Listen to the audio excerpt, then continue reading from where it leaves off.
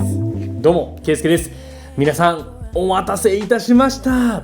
てれんと。はい、今回、こちら、富士フイルムの XS20 というカメラ、お借りしたのでレビューさせていただきたいと思います。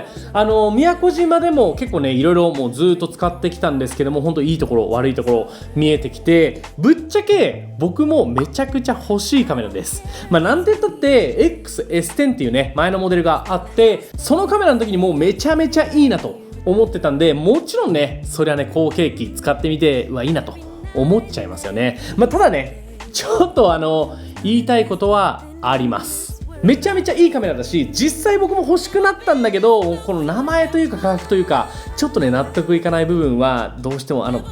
実はこう微妙にあって、それは最後にちょっとご紹介するとして、でもそれを差し引いても素晴らしいカメラであることは変わりないので、しっかりとレビューしていきたいと思います。早速いってみましょう。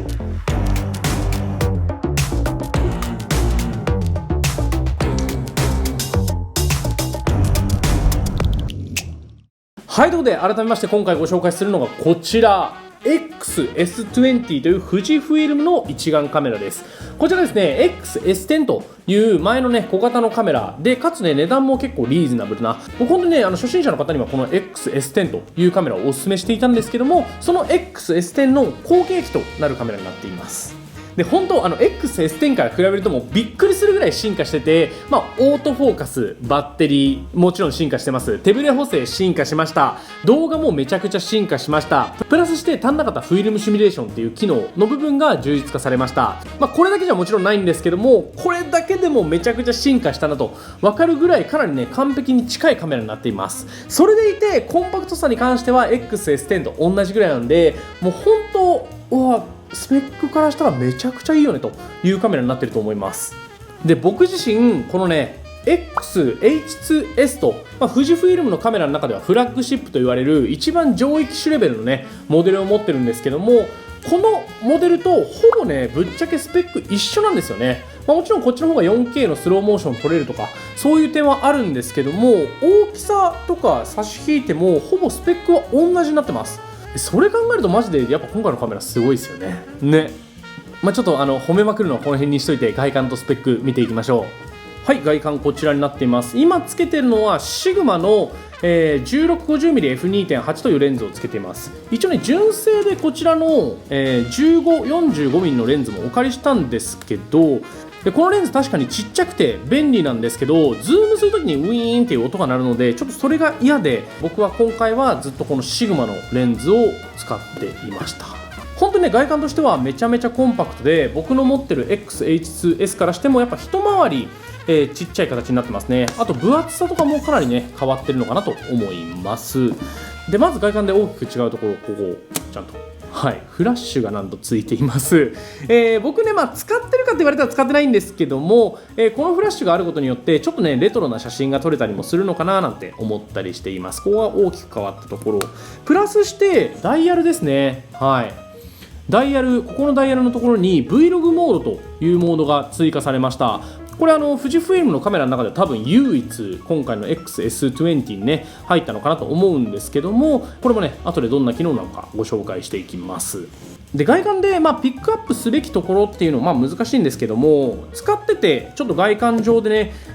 ここ特殊だなと思ったところでいうと、まずねこのシャッターボタンですね。シャッターボタン結構ストロークが深いです。普通のカメラだとちょっと軽く押すだけで、オートフォーカスがあって押し込むとシャッターが切れるって形だと思うんですけど、この XS20 だと3段階あって、1段階目はあんま何も反応しないみたいな、2段階目でオートフォーカスが効いて3段階目でシャッターが切れるみたいな、ちょっとね特殊な感じになってるので、ここはね好き嫌いが分かれるかもしれない。僕はちょっと慣れるまで時間がかかりました。でやっぱ今回のカメラは一応富士フイルムの中ではエントリー機という格付けになっているので、後ろのね背面見てみるとここのダイヤルっていうのはないんですよね。これは結構使いづらかったです。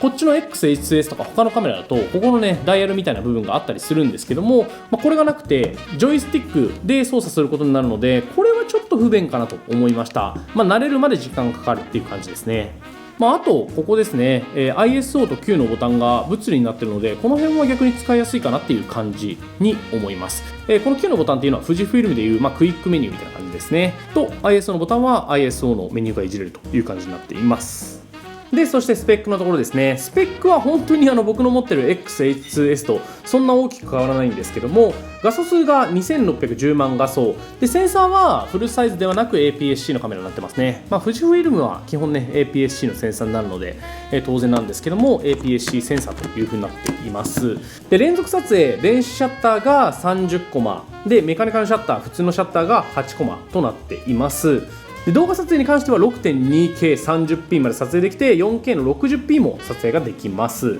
そして手ブレ補正は7段という感じで、かなり手ブレ補正も効いて、で重さが本体のみで 410g と相当軽い感じですね、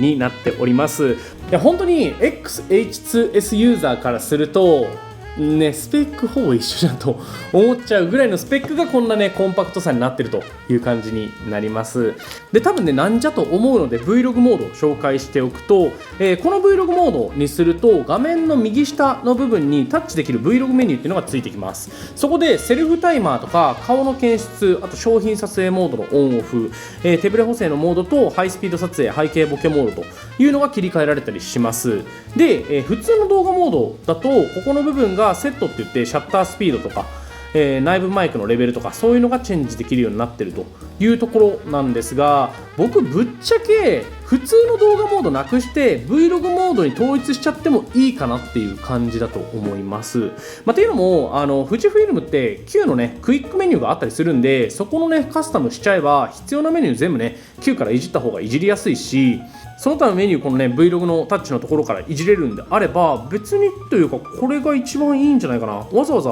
元々の動画メニュー残さなくてもいいんじゃないかなと思っちゃいました。逆に言うとそのメニューの違い以外は Vlog モードと動画モードで大きく変わりはないので、とにかく Vlog が使いやすくなってると。 Vlog が使いやすくなってるっていうか、ソニーのカメラ知ってる方とかは、ZV-1 っていうカメラとかあると思うんですけども、 Vlog カムのその Vlog カム ZV-1 の機能をこのメニューに入れましたっていうのがこの Vlog モードっていう感じになります。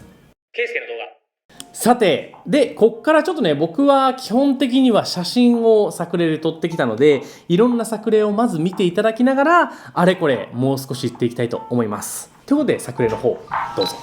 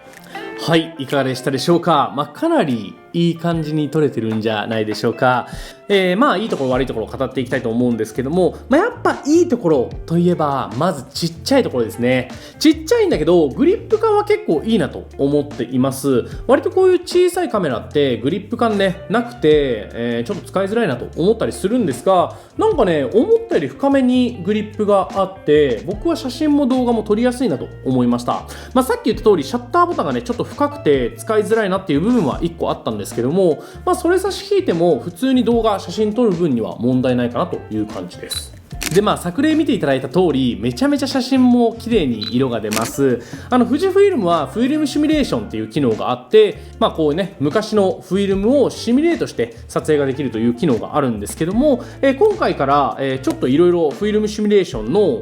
数が追加されていて、例えばですね、前には確かなかったはずなんですけども、エテルナとかエテルナブリーチバイパスっていうねフィルムシミュレーションも追加されています。割とこの辺が XS10 の時だとちょっと少なかったので、その辺が自由に使えるっていうのもいいなと思いました。で、あと使ってないけどフラッシュもいい感じだし、ちょっと動画撮ってみた感じなんですけども、手ブレ補正もなんなら XH2S よりちょっといいんじゃないかと思ってるんですよね。なんでだろう、なんか気持ちいい手ブレ補正いい感じに見えるんですが、ちょっといかがでしょうか。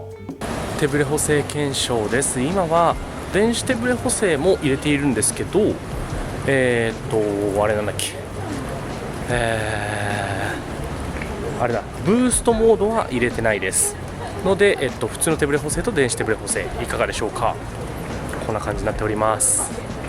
で、あとログ撮影なんですけども、ログ撮影も F ログと F ログ2っていうね2つとも使えるようになってます。なんで本当中身だけ見るとマジで XH2S と一緒で、僕ねこっち28万ぐらいで買ったのに、いやこれねXS20 って18万ぐらいなんですよ。10万安いんかいと正直思ってます。で、唯一結構ねツイッターとかで不安視されてた熱の話なんですけども、なんか熱もね今のところそんなに大きく感じないんですよね。もちろん炎天下とか極端に暑いシーンで使うと気になるかもしれないんですけども、そうじゃない分にはそこまで気になる程度ではないかなと思います。一応ね結果も置いておきます。ということで室内で熱のテストをしてみました。室内の温度はだいたい25度くらいかな。 4K30p の10ビットログ撮影でやっています。レックし始めてから35分ぐらいで黄色の警告マークが出て、40分ぐらいで赤色の警告マークが出ました。ちょっと赤色になるまでは早かったかも。はい、今ちょうど1時間12分経ってますが、めちゃめちゃカメラは熱いんですけどまだ止まんないっす。ちょっともう僕行く時間なのでそろそろあれなんだけど、4K の 30p の10ビットログ撮影でもう1時間と12分今55秒撮影できてます。ここまでできたら十分なんじゃないでしょうか。いかがでしょうか。プイーンで、使っていて気になったバッドポイントみたいなところがあればっていう話なんですけども、もう本当さっき言った通りで、1個はシャッターボタンがちょっと癖あるなっていうところと、さっきも言ったんですけども、ここのダイヤルですね。このダイヤルはやっぱ欲しかったですね。十字キーっていうのかな、ダイヤルっていうか十字キーなのかもしれないんですけども、やっぱこのジョイスティックだけだと少しいじりづらいのでね、18万ぐらいのカメラだって言われて触るとここのね親指の部分がないのは少し気になります。で、あともう一個、これはね富士フイルム共通してたんですけども、写真撮ってる時に写真モードのまま動画を撮るとマジでダメなんですよ。でっていうのも僕 A モードでよく写真撮るんですけども、 A モードで写真撮った状態からこの色味いいからこのまま動画撮っちゃおうっていう時がねたまにあったりするんですが、そういう時はね、ここのシャッターボタンの隣にレック動画撮影のボタンがあるので、ここのボタンをポチッと押します。でそうするともう見てほしいんですけども、めちゃめちゃ露出が上下するんですよ。なんでかわからんけど、もうこれがマジで不便だって、この XS20 とかね、やっぱ動画も写真も撮りたいよってなった時にいちいちダイヤルで動画モードにするのめんどくさいじゃないですかね。写真モードにしてこうレックを押したいのに、そうするとこんな感じで露出変わっちゃってもう使えないみたいな感じになっちゃうんで、それがこっちの XH2S でも起こるんですよ。なんでもしかしたら他の機種では起こらないのかもしれないんだけども、もう本当にこれは改善してほしいなと思っています。でもそれもダイヤルを変えれば解決する問題ではあるので、一応ね解決法自体はあるので、よしとしましょうという感じで使っています。ケイスケの動画、はい。でここまで聞いていただいて、本当に軽くてコンパクトで、もう本当にフラッグシップに肉薄するぐらいのスペックなので、僕はマジで欲しいなと思っています。なんだけども、これマジで思ってること、ちょっと残念に思ってることなんですけども、値段が高いです。正直これ18万、確かにスペックからすると28万のカメラの同じスペックで18万、それは安いです。それはいいと思います。このスペックからしたらめちゃめちゃいいんですけど、僕ってめちゃくちゃ XS10 ってカメラ好きだったんですよ。値段的には最初発売された時12万ぐらいで手に入ったんですよ。今どうかわかんないんですけども、12、3万で手に入ると思うんですけど、そのカメラでかつコンパクトで、確かにバッテリー持ちとか悪い部分はあるけど、でも絵は綺麗だしみんなに勧めやすいよねというめちゃくちゃいいカメラで、ほんとそれの後継機っていうのはめちゃ期待してたんですよね。でそれがバーンって出てきて、おわすげえコンパクトだ、めちゃめちゃ良さそう、でも値段18万円ですと。それ聞いた時、いやもう新品は買えないやんと思っちゃいました。いや僕はカメラ好きなんで富士フイルムのカメラいいなと思うんですけど、じゃあこれからカメラ始めるっていう人が富士フイルムをこう買いたいっていうのはもうダメなんだなと正直ちょっとね思っちゃいましたね。そこは結構残念だなと思いました。でここまで言うのは僕はね XS10 めっちゃ好きだったからなんですけども、でやっぱねこう XS10 のシリーズってエントリーにいてほしいんですよ。エントリーで、初心者の方がちょっと高かったとしても15万12万から15万ぐらいで買えるっていうカメラがすごい最高だと思うんですけど、これが18万20万になってきたらまたちょっと話は変わってきちゃうんですよね。なので僕はねこのスペックで出すんだったら XS シリーズじゃなくて他のシリーズで出してほしかったんですよ。 XS20 で出すんだったらもう本当に 4K30p ぐらいまででいいし、10ビットちょっと取れるとかバッテリー容量を良くするとか、あとはフィルムシミュレーションちょっと出すぐらいで、そのぐらいの進化で良かったんですけど、あまりに進化させすぎて値段がね、ちょっと高くなっちゃって、そこはちょっとかなと思っちゃいました。逆にここまでスペック良くしちゃうと、僕みたいに XH2S めっちゃいいやんと思ったユーザーからすると、うわ10万も安くてほぼ同じスペック変えちゃうじゃんとか思っちゃったりもするんで、もちろんフラッグシップの良さっていうのはあるんですけども、やっぱ IO ユーザーからしてもなんかそっちでええやんっていう気持ちになったら残念だしっていうのは正直ね少し悲しく感じております。これから富士フイルムが XS シリーズだけじゃなくてエントリー向けのねモデルをもしかしたら作ってくれるかもしれないんで、その代わり XS シリーズはもうエントリーモデルっていうわけじゃなくただ小型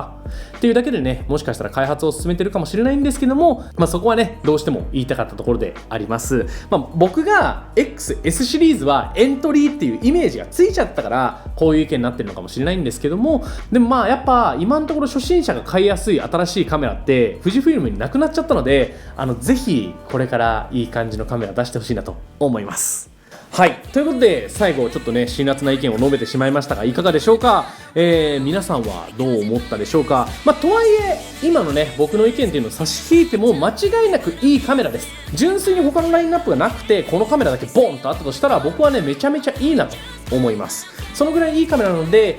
ちょっとね今すぐに買えるかどうかはわからないんですけども、ぜひ気になった方はチェックしてみてくれると嬉しいなと思います。ということで今回の動画はこの辺にしたいと思います。今回の動画いいと思ってくれた方は高評価ボタン、チャンネル登録もぜひよろしくお願いします。それではまた次の動画でお会いしましょう。バイバイ。